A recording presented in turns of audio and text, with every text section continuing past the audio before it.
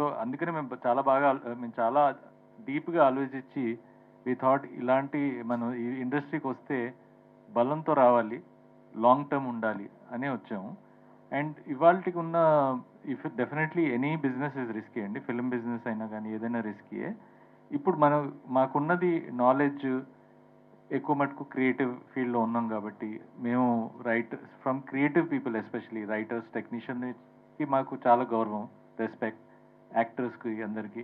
ఎందుకంటే వాళ్ళు పడే కష్టము అందరికి అర్థం కాదండి. అండ్ వీ నీడ్స్ పీపుల్, మా లాంటి కంపెనీస్ హ్యావ్ టు ఎంకరేజ్ ఇలాంటి టాలెంట్ అండి. అండ్ మా గోల్ ఏంటంటే ఫ్రమ్ కొత్త వాళ్ళకి కూడా అవకాశం ఇవ్వాలని we want to be sure, from not only actors, directors కానీ, రైటర్స్ కానీ, new coming, upcoming, all any talented person మేము ఎంకరేజ్ చేయాలని మేము కోరుకుంటున్నాం. All the best.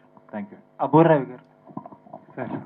Sir, Naresh గారిని ఈ మధ్యకాలంలో ఎప్పుడు అడిగే క్వశ్చన్, ఎవరు అడిగినా సరే అడిగే క్వశ్చన్ ఏంటంటే కామెడీ సినిమాలు ఎందుకు చేయట్లేదండి అని అంటారు.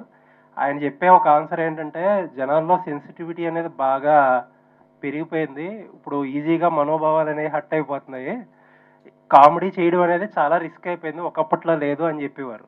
ఇలాంటి స్క్రిప్ట్ రాసేటప్పుడు, డైలాగ్స్ రాసేటప్పుడు ఎలాంటి కేర్ తీసుకున్నారు? అంటే యాక్చువల్గా ఇప్పుడు ఫ్యాట్ షేమింగ్ అనో లేకపోతే ఈ మ్యారేజ్ షేమింగ్ అనో రకరకాల కాన్సెప్ట్లో అందరి మనోభావాలు హట్ అవుతున్నాయి ఇప్పుడు బయట. ఫస్ట్ ఆఫ్ ఆల్ ఈ సినిమాలో హీరో మనోభావాలు దెబ్బతింటండి ఎక్కువ.